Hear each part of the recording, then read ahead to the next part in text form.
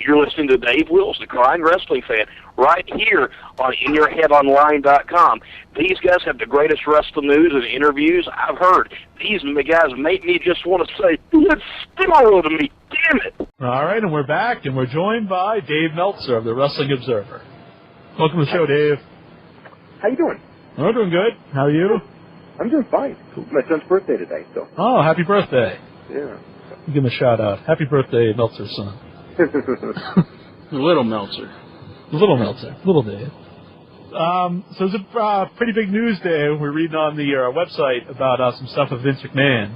Mm-hmm. About, originally, I guess someone's saying that he groped them at a tanning salon.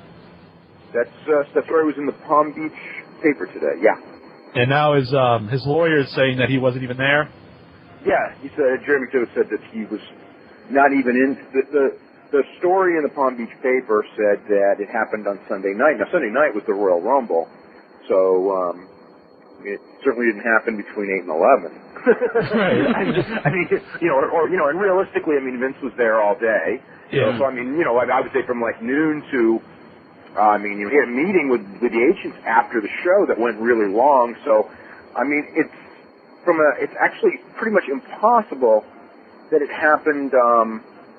I can't say impossible. I mean, it's impossible it happened on Sunday night. Yeah. As that said, it is the tanning salon. According to the newspaper quoted Stephanie McMahon as saying it's the tanning salon he goes to, but he wasn't there that day. So yeah, it definitely has a good alibi. Yeah, that's it. Royal Rumble's a pretty good alibi, I'd say. Yeah. I think he took off for an hour to go get. I need to work on my tan. It's not like it was, in another state, but if you're going to go get a tan in Miami, you're not going to drive. Yeah, it would just be odd anyway. While they got the live pay-per-view going on. He didn't leave that place during the pay-per-view, and yeah. and he didn't leave it.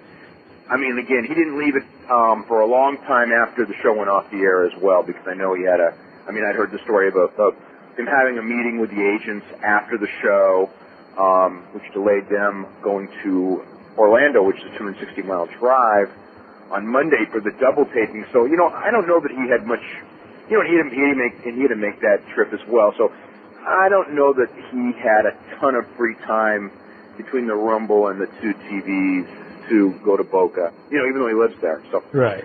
So time frame doesn't work. Yeah. Another thing you had on the website today is about that Spike is really happy with the TNA number from last week.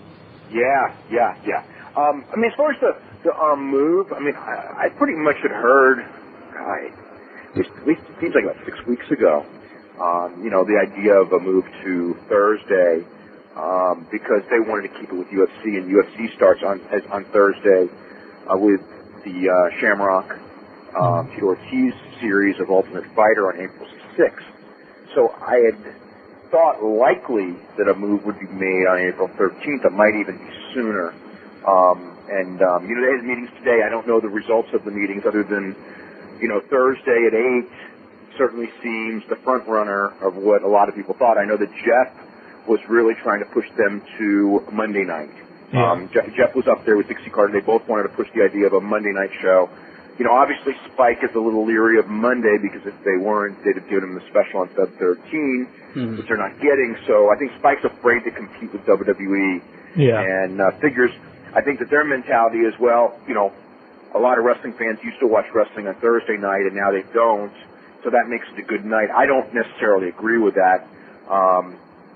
I would, if it was me and I was my network, and I told them this themselves because they'd asked me, I said, I'd go Monday, Monday 8 o'clock, an hour before Raw starts. Yeah. That would be my call. So we'll see what the decision is. Yeah. Do you think it's to be an hour show? I know that Jeff wants a 90-minute show. Okay. I think Jeff thinks 2 hours is too long, and obviously, if you watch the show, the 1 hour is too short. They're cramming too much in there. Yeah. If they had an extra half hour, the show would be much better. Yeah. Will it be still taped, or do they want to go live? I think that they're going to go taped. I don't think there's any chance of them going live. I would go live. They're afraid of it because of what could happen. Mm-hmm. But you know what? That's the risk that you take. But that's part of the deal, I just think that taped for their audience, which is an audience more in the know. There's something, you lose something by being taped. WWE has so much more of a casual audience where I don't know that being taped hurts nearly as much. So, if it was me, but, I expect that they'll be taped. Well, it's still something about the live shows. Like, Raw always has a special feel because it's live. Yeah, and you can get that with TNA. I mean, Nitro had that too. Yeah. And, so that's why I would strongly argue for a live show. I think they're afraid there might be a breakdown, there might be this, and, but, they've done how many pay-per-views? They've done them, and their pay-per-views, they turn out fine. They're usually really good, so I wouldn't be so afraid of it, UFC has done some live shows, and, they haven't been perfect, but they've been okay. And UFC is much harder because it's not scripted to do a live show with. Because you don't know if the match is going to go long or short. There's so many things about doing a UFC live, or somebody might get, just bloodied beyond belief. Whereas with a pro wrestling show, you're in more control of what happens. So, there's always, injuries and things, but, you still got more control than on a UFC show, and they can do UFC live, so I don't see any reason they can't do pro wrestling live. Yeah. And will the UFC be after it? Would be the lead into it, Yeah, they'd lead into UFC, yeah. That worked out. If they're on Thursday, if they're on Monday, they're not going to lead into UFC. Right. That worked out good when it was, Raw lead into the Ultimate Fighter. Oh, yeah, it's great for UFC, for Raw to lead in. With TNA leading into Ultimate Fighter, I don't think gives them Ultimate Fighter nearly the boost. But it might help out, people tuning into Ultimate Fighter might see the end of TNA. Oh, yeah, I think some will. It'll help. If I'm TNA, I would rather be in front of Ultimate Fighter than in front of CSI. But I don't know, it's a huge help. But it's a little bit, if they have it all on Thursday, which, looks likely, it's, they at least can, try to advertise that, it's a big Thursday night block. They've done that with Saturday, and it's been reasonably successful, the Saturday night, whatever, Slam and Saturday night, and, whatever, Must See Monday or something, which, it didn't do so well because of Raw, I think. Yeah. Competing with it. Yeah. Do you think Sting was the reason the ratings were up this week? Oh, of course. Yeah. I don't think there's any question. Did he help up the pay-per-view? A little bit, yeah. Enough that it was worth. Enough that he paid for himself on the first one. If they draw, they're not going to be profitable, but they're making money on having him if they can do the number that they did the last show on every show. Of course, we knew, but the first Sting show I knew was going to be a success. It was a no-brainer. There's no question that using Sting for 2 pay-per-views was going to make you money and help you and help your ratings if you did TV as well. The question is will Sting for a year at that same rate help you? In 3 months, 4 months, 5 months, and the jury's out on that. That's why they need a good storyline for Sting, and hopefully their storyline works. It's a storyline. I don't, you never know what it's going to be until it plays out. The idea behind it, I like what I know, but again, you just don't know how it's going to play. Well, if the people tuned in to see him on Friday and the first thing they see is that he's leaving, do you think maybe they won't tune in again? Because they're not going to see him? They're going to know when he comes back. If they knew enough to know that he was going to be on TV, they're going to know enough to know when he comes back in 2 months or 3 months or whenever it is. So I'm not really that worried about that. Now, will they get a 1.1 this coming week? I doubt it, and I don't think they expect it either. Yeah. If they get an 0.9 on this coming Saturday, I think they're going to be happy. If it's an 0.6, everyone will go into a panic for sure. Or even 0.7, 0.8, 0.9. I think that they'll just accept it as what it's probably going to be. Yeah, they definitely have to put on some of their best shows. So the people who tune in to see Sting, they get introduced to their talent that they probably don't know, like Samoa Joe and. That's hard though. It's hard. It's like that's a great theory to say that. Right. And obviously that's the idea. But it's really hard when you have people have a hard time accepting new people as being real stars, no matter how impressive they are. You know what I mean? Joe and these guys, to the people who watch every show, of course they know they're great, but if you're not someone who does and you just see those guys, even having a great match, you still don't think they're stars, and it's a star-driven business. It always has been, and it always will be. Mm-hmm. You have a question, Intra? WWE Junkies off of our message board. He wants to know, how did you become friends with Brian Alvarez? What'd you say? Brian, how did you become friends with Brian Alvarez? Somebody from our message friends board. with Brian. We just talked on the phone a couple times, and I think that's kind of it. And then in '99, when I started Wrestling Observer Live on IATA, I think I called him up to kind of be someone to bounce off of on the radio, because I think I did the first show by myself, and we had no calls, no publicity, and no guests, and I had to talk for 2 hours, and it was scary as hell. Right. Doing that.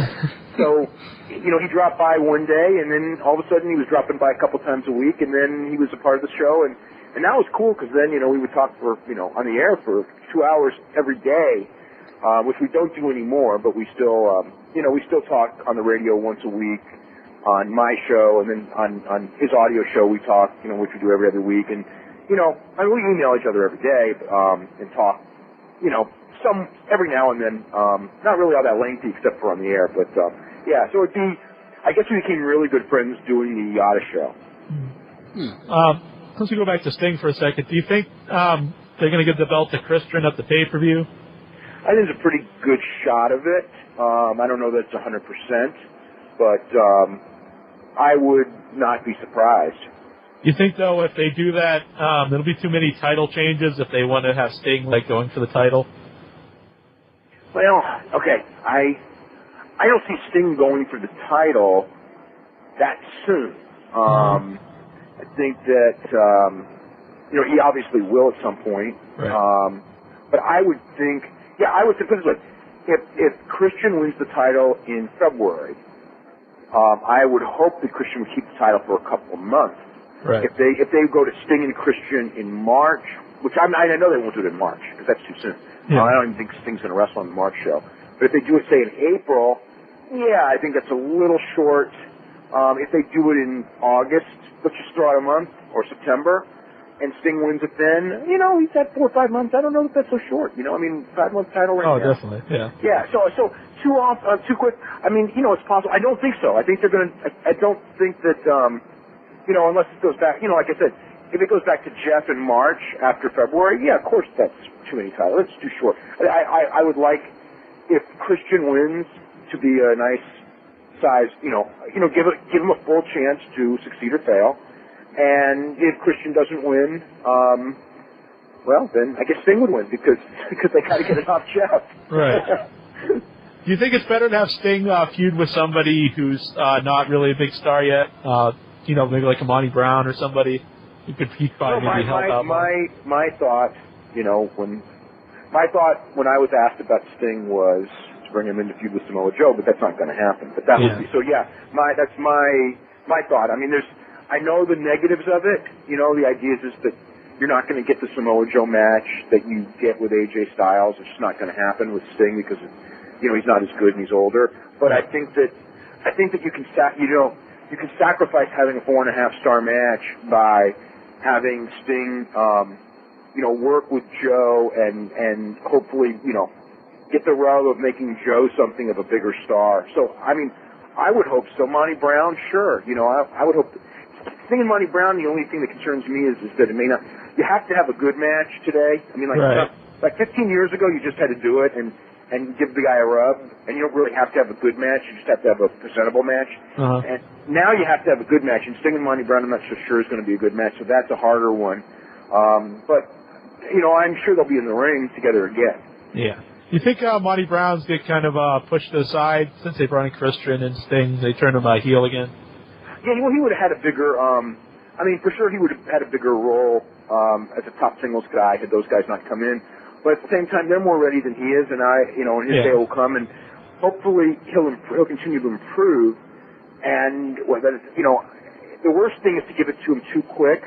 There was a movement to give him the title. A year ago. So and in hindsight, maybe that wouldn't have been the best idea because I don't know that. I don't know if he was advanced enough for that. He has the charisma and he has the speaking ability. And he had some matches with Jeff Jarrett that made me think that he was ready, but then some of his other matches made me not so sure. Mm-hmm. To me, he's definitely going to be a babyface. Oh yeah, everyone. Yeah, in the long run, he has to be. And I think they all know that. And you could see the whole idea of him tagging with Jeff was to make an association so then they have the break from it to have the Jeff and Monty Brown feud again. I mean, that was the whole idea behind it, and that's a good idea because if nothing else, the one thing that Jeff Jarrett has shown is that he can have a better match with Monty Brown than anyone else, and that's a valuable thing right now. Yeah. Have you noticed the crowd turning on AJ a bit? Just a bit. I think it's more because of two things. Obviously the first one is just that Joe is so popular, and they tried to work Joe as a heel against AJ as a babyface, and Joe as a heel isn't going to get over as a heel to that live crowd because he's so good. And it's kind of like you just have to go, what's the word I'm looking for? You have to accept that that's going to happen. I mean, they knew turning Joe was going to be real difficult and all that. And then the other one, obviously, was that finish. They came up with an idea for the finish. I thought it was really well executed, but the crowd live, there were a lot of reasons it didn't work. It may have just been too early. There was a time when the referee stoppage finish works, and I think that they were looking at the idea that people see referee stoppages and corner throws in the towel and things like that on UFC, so maybe it's time you can bring it to wrestling and they'll accept it. But, those people didn't really accept it. I mean, the story of that brutal beating and the concussion, I mean, I thought they told a good story, but the fact is, like I said, you can never tell because the people didn't accept it. Right. It's a different wrestling crowd than, they want to cheer for the guys who's kicking the other guy's ass. Yeah, I mean, that's kind of the same with all crowds. I mean, they have a unique crowd there, which is a blessing and a curse. It's a blessing because, I mean, I love those pay-per-views because they're going to be into an average match and they make an average match seem good. The curse is that they know everyone too well and they're going to like who they like because they're there every time and they're not going to listen to the babyface heel thing, which, I mean, that's just modern wrestling. I mean, WWE can't control its crowd either. I mean, they were booing Chavo Guerrero, and which, whatever. And I mean, obviously John Cena, it's been happening there, so. What did you think of the Rumble? The Rumble itself was fun. The rest of the card was horrible. So. Do you think they should have put the Rumble on last? Do you think maybe people would have remembered the pay-per-view better? Absolutely. Absolutely, for sure, of course, because Cena and Edge, that same match would have gotten over better if it had been before the Rumble, because after the Rumble, people were kind of flat. And Kurt Angle and Mark Henry, I mean, obviously because of the Undertaker thing, why did they put it on last. Yeah. But that was just, that was just a dumb decision. They didn't need to break the ring, for the Undertaker angle, because what they did was they sent people home with a horrible match. Yeah. What do you think people really want to see guys shooting lightning bolts anymore? Like Undertaker's. I never did in the first place. Me either. But special effects, it's part of the presentation. I think some people do, but I think they don't as much as the company thinks because, again, people didn't leave happy at all, and I think they thought that was the highlight of the show, was the ring breaking was going to be the highlight of the show, and the highlight of the show was Mysterio winning. So, that's why they did the order they did, and so they certainly exaggerated the value of that special effect. I think it's going to be bad for Angle because they just turned a babyface, and now they're going to have him feud with a babyface. Absolutely, you're so right about that. You're so. And I mean, and it's plus so logical. It's not like it takes a brain surgeon to come up with that either. Right. It's like right there in front of your face. If they want to make him a babyface, because I mean, putting him in with Undertaker was the worst thing to do. Because the original plan was Batista and Undertaker on this pay-per-view. And so Angle, they just put in the slot. And then when I heard Batista Undertaker, and Batista's much more over than Kurt as far as being an established babyface, I thought, oh my God, this is such a horrible idea because the last thing you want before, WrestleMania, because I thought that the fans would probably go with Undertaker just because of tenure. Yeah. And I even with Batista, with Kurt, there's no question what they're going to do. With Batista, there's a question. But I remember looking at that, plus, it's Undertaker Batista's a bad match anyway. It's just a bad match. Yeah. So I didn't like it then. with Kurt, you know, I mean, they'll probably have a better match, but it's going to flatten Kurt, and Kurt's coming off a terrible pay-per-view match, and you know, it's a weird thing. It's like when he's a heel, they want to cheer him, but when he's a babyface, they want him to be a heel. He's kind of in a horrible purgatory state, really. Right. Plus, when he's in there with Undertaker, he's going to have to be scared. And I don't, you know, they really have to be scared. And he's also going to have to work like he's the wimp and the other guy's the tough guy. And with Kurt, you know, he doesn't work well that way because it destroys the whole Kurt Angle character. What makes Kurt Angle work is that you believe that in reality he could beat anyone, because in his prime, in reality, none of these guys could ever touch him, and everyone knows that. And with working an Undertaker match where you have to be the pussy in the match, it takes Kurt completely out of his game, and it's just not. You know, but I've seen Kurt Angle Undertaker matches before, and I mean they did have one match on a SmackDown a couple of years ago that was just tremendous, but a couple of the other ones weren't good at all. Yeah. But I mean, that's how he got over. He was supposed to be the heel that just beat everybody, and people wanted to cheer that. Yeah, so they figured they'd turn him babyface. It's a real weird deal. Well, you know, the thing that they had to turn him babyface, because in this one, it was all that happened was Batista got hurt, and they just sat there and just go, we need a replacement, and they didn't want to take Shawn to that side. So I mean, Kurt was the replacement, and he's just filling a spot of, and I mean, he didn't really even turn. Well, I guess he did with the Daivari thing, but and he was getting cheered with Cena. So, you know, he was a face because they hated Cena, and they do like him. But again, you know, he's being booked wrong. But that's been the story of his life anyway. Do you think they could make Daivari an actual challenger for him, or is he just too small? Not for Kurt. No. Although he's a good wrestler, I really would. I like Daivari as a manager because he's a good talker. I think that he could be involved more physically as far as doing tag team matches and other things, maybe 3-on-2s, just because, you know, he is a good bump taker and he is a talent and stuff. And I'd like, you know, but no, as far as, you know, a major Kurt Angle Daivari feud, no, I don't see it. Yeah. You said about Rey Mysterio. No, he was in they had the Rumble in the middle of the show. You think they just don't have like confidence in him? They want to push him as a main guy. But... Oh, no, I don't think that the middle of the show and Rey Mysterio have one thing to do with the other. I think that the reason it didn't go on last was because they thought they had this brilliant ending with Undertaker. Yeah. If not, they would have put it on last. They're not afraid to put Mysterio on last. I don't think they're afraid of anything with Mysterio right now. I think that they would put Mysterio in any position. I'm afraid of Mysterio if.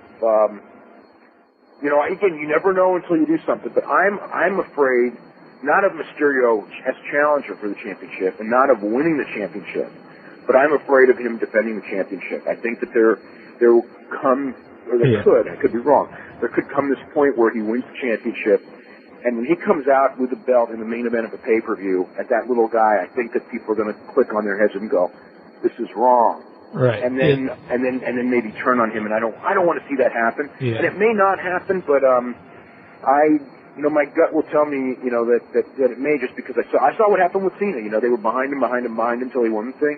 Yeah. And then when he won the thing, not right away, but it was all of a sudden it's like this lousy wrestler. It's got a championship, and that's not right.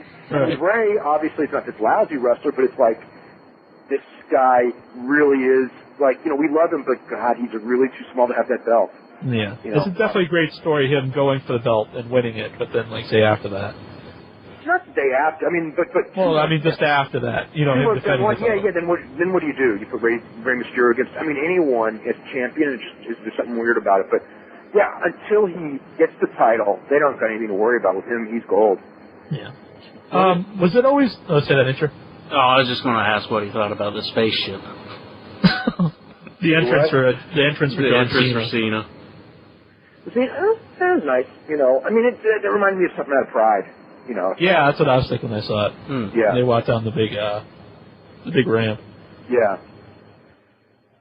Was it always the plan for Edge to get the title, or did they just do that because? Edge, no, Edge got the title. That was a last-minute idea that they came up before New Year's Revolution, just because they wanted to cross things up. But, you know, I mean, and at the time, it was a great idea, but now I think it was a dumb idea because, to me, it would have been, it becomes a good idea if you keep it on them. They just did it just to do it. And I mean, so what did they get? They got, they got some good TV ratings, but now they're going back to where they were, and now you're just back to the status quo. I mean, if Edge had come in and he had failed as champion, and it was no big deal, then that's fine, but it's like I really hate when a guy is put in a position he's expected to fail and succeeds, and then they take it from him anyway just because, I mean, you know why, because it's the last thing they don't want anyone getting over more than Triple H as a heel, so when he started to get over, they had to start, they had to make sure it didn't, I mean, that was the whole, because it wasn't supposed to happen, and they didn't expect it to happen, but it did. Yeah. Was there anybody who thought they should have kept it on him at the Rumble? In the company? Yeah. Everyone I know. I mean, that's with no exceptions. I didn't hear one person say different, and everyone said the same thing. I mean, it was at least as I heard it, it was a pretty big deal that, I mean, it was no secret what was going to happen because it was such a big deal and because there were a lot of people who were really unhappy about it. The same thing happened, I remember, when Orton won the championship a couple of years ago for the first time, and then Triple H beat him a month later. Mm-hmm. I remember, that Monday, and the whole office, the office people were just down, just going like, wow, this was really bad, I mean, they just thought that it was just too selfish. And this one is the same thing to me. I mean, it's like, I can't understand this. They planned all year. I mean, literally, since Triple H lost to Batista, they had this whole WrestleMania plan for Triple H to lay low for a year and lose and lose and lose and then win a few and then win the championship from John Cena at this year's WrestleMania. And they go through 9 months and everything's fine. Then all of a sudden Edge catches fire and it's like, this guy sat there and, waited for his year and he, pretty much, is the son-in-law of the owner and they weren't going to change. So, but because of that, yeah, there was definitely a lot of resentment on that one. Do you think they should be using the term transitional champion on TV? Well, certainly not right before he loses it.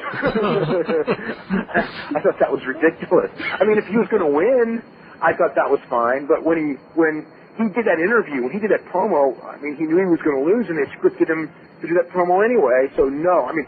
To me, that was a way to make sure that he didn't become the number one, that he didn't stay the number one heel, that it was well established, that yes, he had the belt, but the real star is still Triple H. I thought that's what that was all about. Another guy, I think you could tell pretty much that they don't want to make him a big star is RVD, where they handled his comeback. Yes, no question. I mean, not so much the Rumble. They let him look in the Rumble. Although he looked really rusty. He looked really rusty in that match, but they gave him a nice thing. But yeah, Monday night there's no question. 7 minutes with Gene Snitsky. Of course they wanted to make sure he was good. I mean, that doesn't take a brain surgeon to figure out. This is the first time I've ever heard a boring chant during an RVD match. Yeah, I think you're probably right. I don't remember that. I remember other,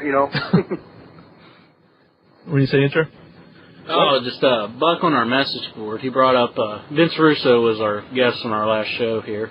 And he brought up saying that writers like Dave Meltzer, they state their opinions as fact without getting in contact with the source. What's your opinions on that? I think if you read what I write, I mean, it's pretty clear. I mean, my job is to give my opinions and to give the news both. So there is a combination of both. But I think it's anyone with who reads it can tell the difference. I do both. So.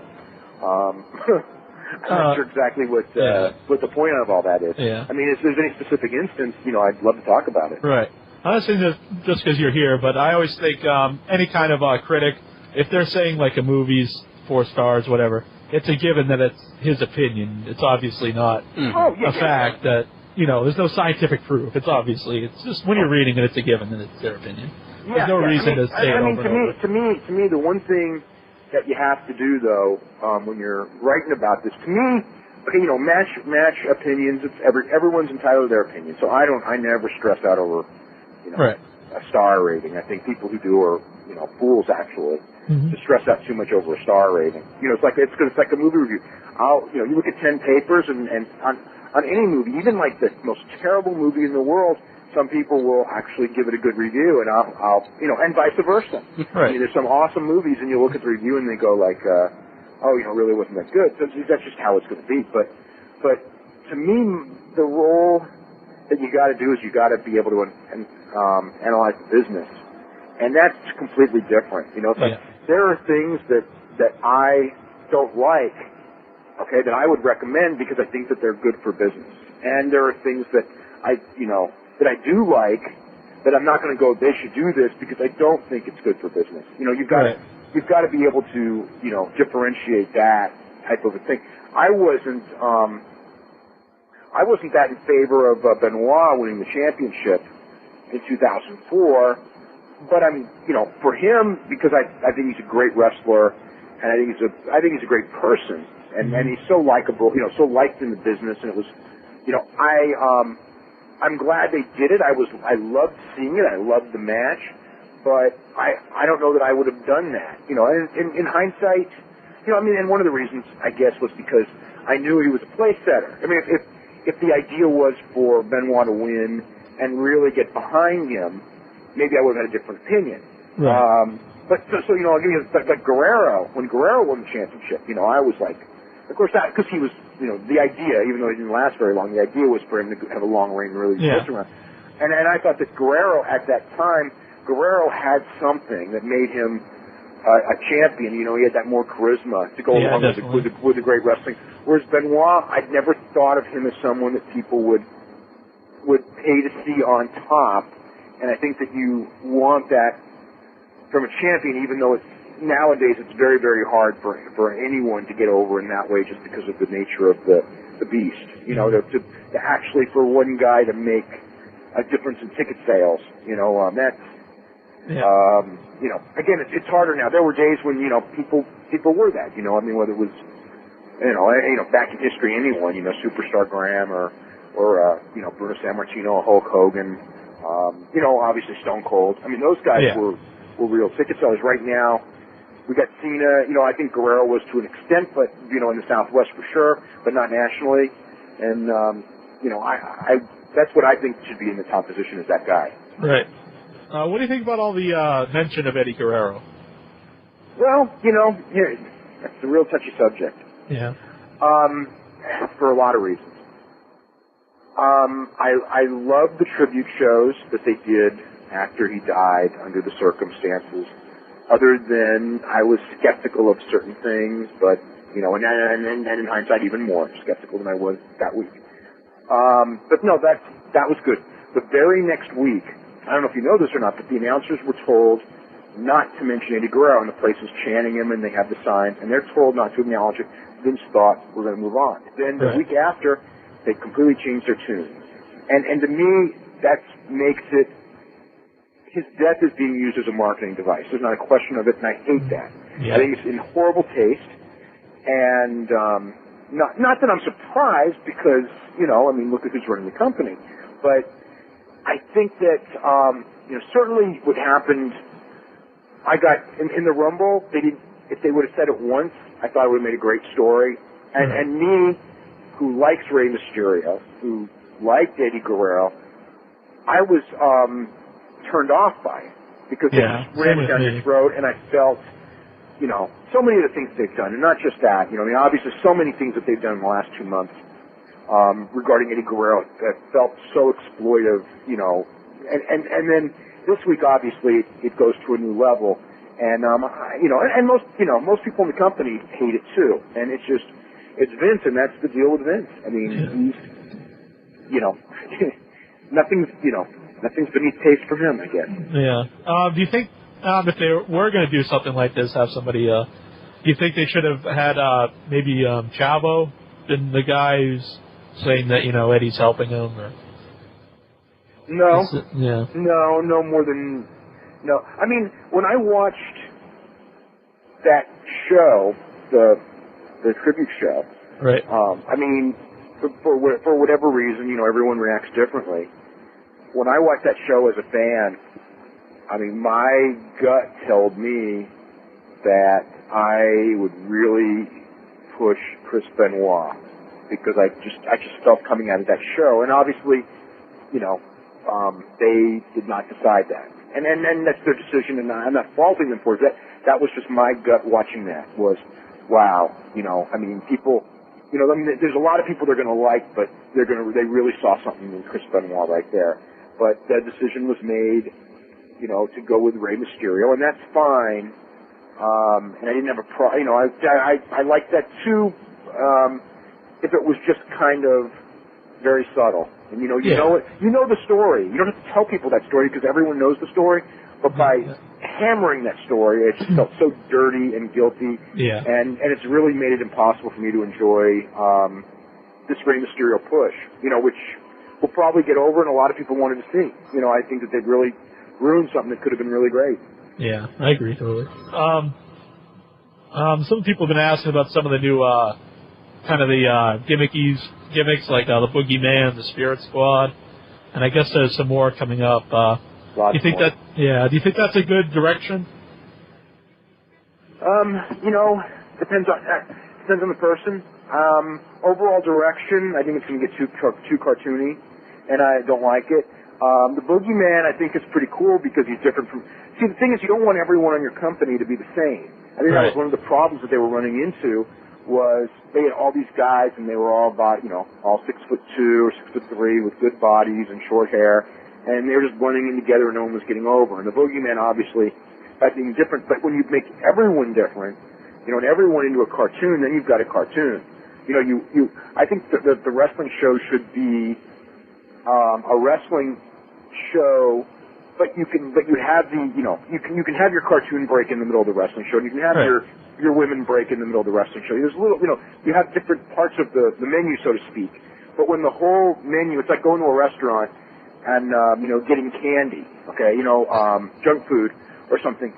When you have like the main course and a salad and all this and junk food, it's fine, it's a nice meal.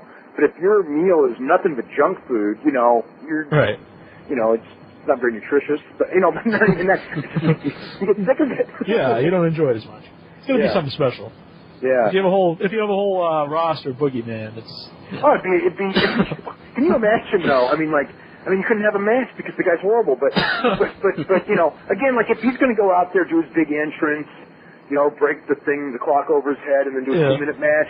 I'm not a fan of it at all. I don't like it actually, but I will say that I think it's effective and a fun.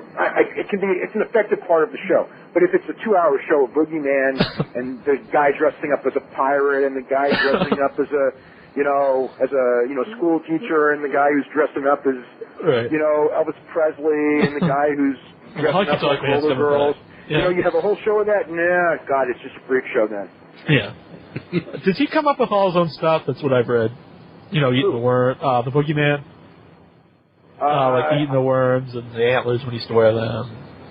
I don't know. I don't know who comes up with it. I would be surprised that he comes up with all of it. Yeah. The clock thing. I don't remember the story, but the clock thing, I would bet he did because somebody told me that story in OVW where he broke the clock over his head. In the training thing, so I think he came up with that one. As far as the eating the worms, if that's what he came up with, well, that's nice. It'll be weird. I don't know. Weird coming to a guy and telling him we want you to eat worms. Yeah, I tell you what. If he ate one worm, that would be sick, but he's a freaking nut dude. Seriously, with 200 worms in, that's just nuts. I don't know if that stuff's good for you or whatever, but God, I wouldn't. Well, it can't be, especially when they're not cooked or anything.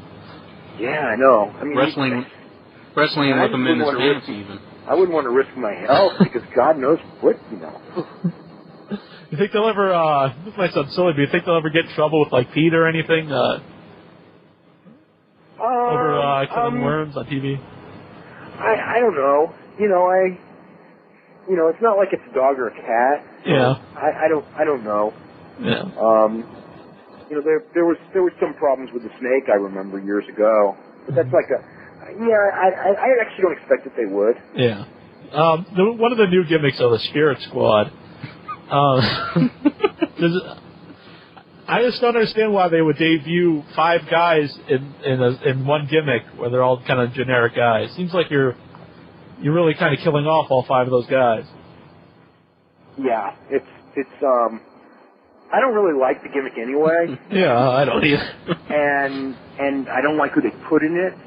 I think that if they, like Nick Mitchell and Mike Mondo, and even Nick Nemeth to a degree, those 3 guys, they should count their blessings because, they wouldn't get on any other way. The other 2 guys, Ken Doane and Johnny Jeter, they're doing a big disservice to both of them. I mean, Johnny Jeter's a real player if they give him a chance. And Ken Doane actually has the most potential of, anyone in developmental. And, it's, again, Ken Doane is better at the same stage than Randy Orton was, much better. I think he's 19. I don't think he's even turned 20 yet. He may have just turned 20. So he's 3 years ahead of where we're, because he's about the level Randy Orton was at 23, I would say. And to put, him in that, you used to be a fool not to see his potential. And to put him in that gimmick and get him as this just generic cheerleader guy, I just think that's just so not even short-sighted, just stupid. That's just stupid. I don't know how you can't have like 5 guys wrestle on the card all the same like gimmick.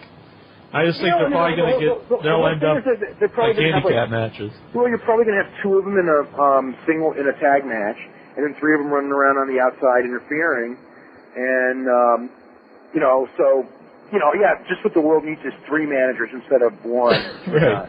So it's just a waste of money, and it's just in the long. Yeah, I look at it and I see nothing but negative, to be honest, on that. Other than Mike Mondo could have just been a manager himself, and for Ken Doane or for Ken Doane and Jeter as a tag team with a different gimmick, Ken Doane and Jeter as a tag team with Mike Mondo as a manager.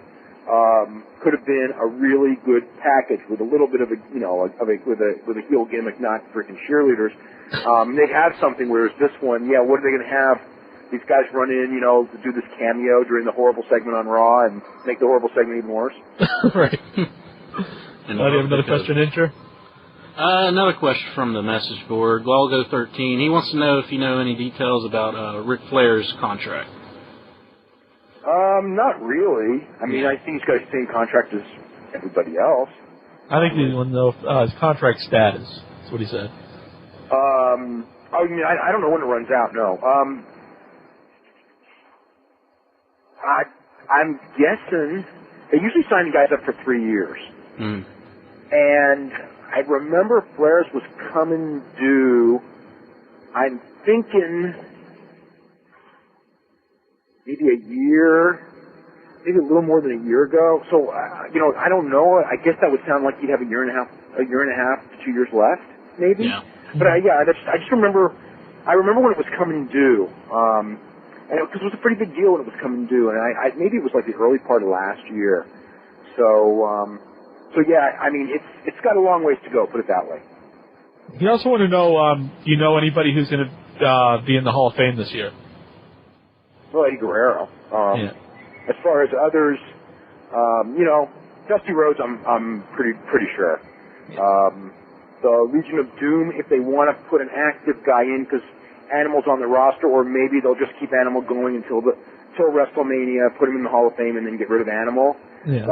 Use that as Animal swan song, I suppose. But I know that for sure that nothing has been finalized as far as decision making, other than Eddie Guerrero is a virtual lock, and Dusty is certainly a very strong probability. Do you think that'd be good for a current guy? Maybe just one current guy on the roster to be like the Hall of Famer.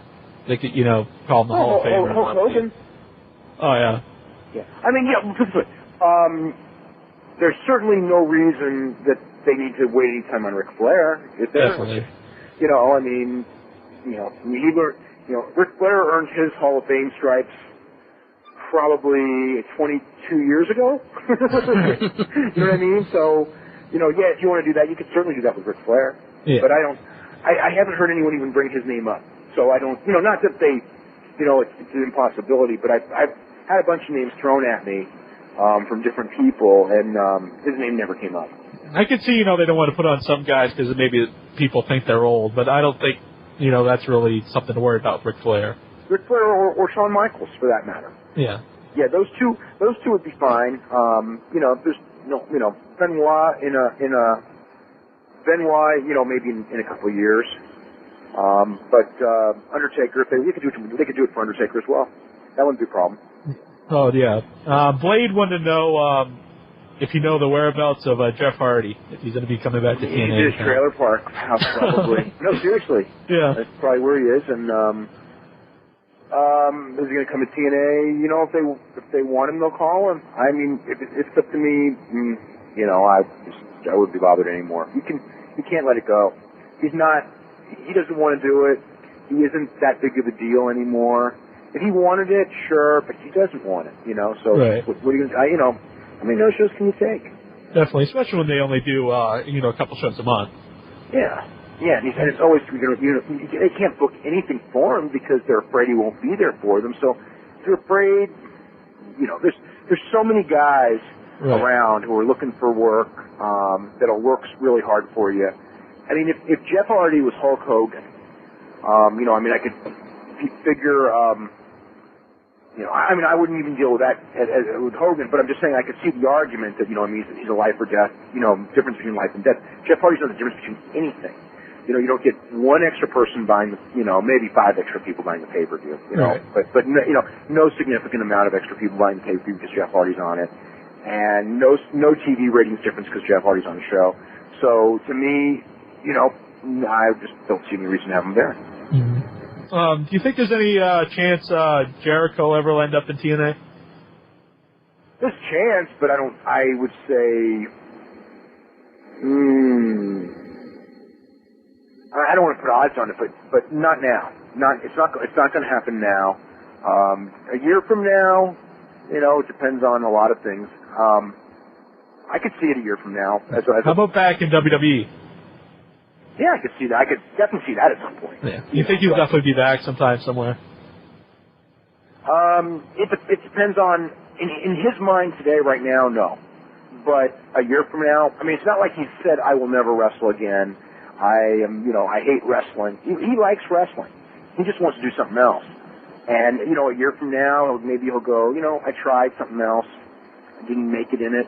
I like wrestling. I can make money in wrestling. I'm good at wrestling. I can go back. Sure.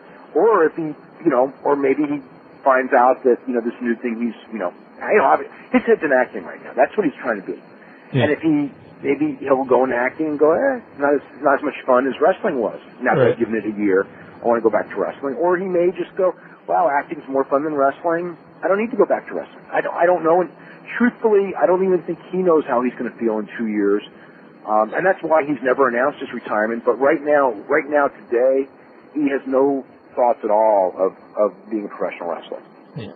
Someone in our chat room here, they brought up earlier, if you thought that HBK and Vince were playing off their real-life relationship with... To a degree, I'm sure. They're throwing some of it in there, yeah.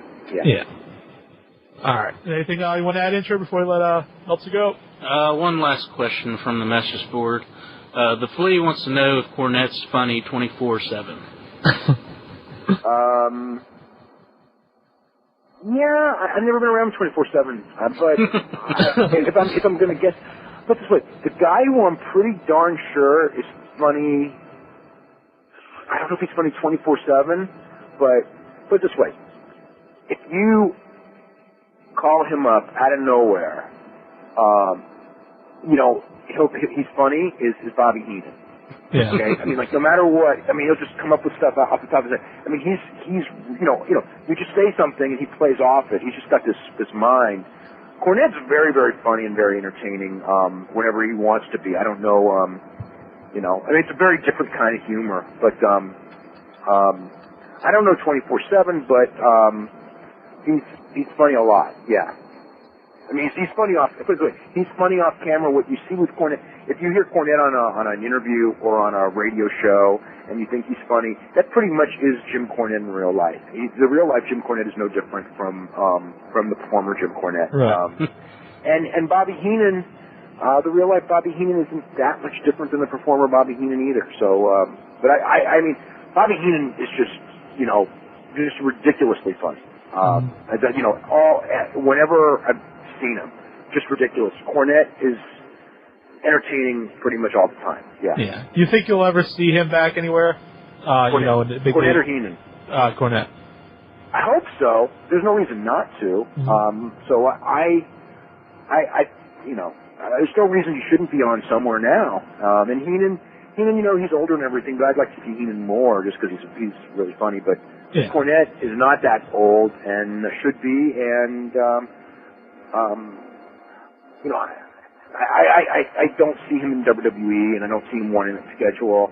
And if TNA was based in Nashville and not in Orlando, I almost think there's a good shot he would actually already be there now. Yeah. But the whole thing of him not wanting to fly, it kind of limits him. Right. I wish he would want to fly, and I wish he would want to do, whether it's, and he's doing Ring of Honor now. So, we'll see a lot of him in Ring of Honor this year. But yeah, I think, he's been out of the mainstream at the top level for so long that he's now a fresh character, and people have forgotten. I think people have forgotten just how good he is, and he's, from watching him on OVW TV tapes, he is every bit as good as he was in 1987, and that's pretty damn good. Yeah, he's a man. Yeah. All right, thanks, Dave, for being on. We really appreciate it. Very welcome. Yeah, we'll have you back sometime if you want. Okay. Right. Anytime. Cool. Anything you want to add before I let you go? Anything on Wrestling Observer Live this Sunday? Okay. Yeah, Sunday against the Super Bowl. So if you want to call up, no problem. You might maybe get through. And, just www.wrestlingobserver.com. You can have info on the newsletter. Got a real big issue that I just finished with everything having to do with where they're going at WrestleMania and, the Guerrero thing, a lot of reaction to it, and, just the WrestleMania card, WrestleMania celebrities, and all that kind of fun stuff, and all the news, and, just on a roll of issues, actually, lately. Just a ton of news of late, that's all. Yeah, it's always a great read. Yep, well, thanks. Hi, this is Ron Reese, a.k.a. The Yeti, and you're listening to InYourHeadOnline.com.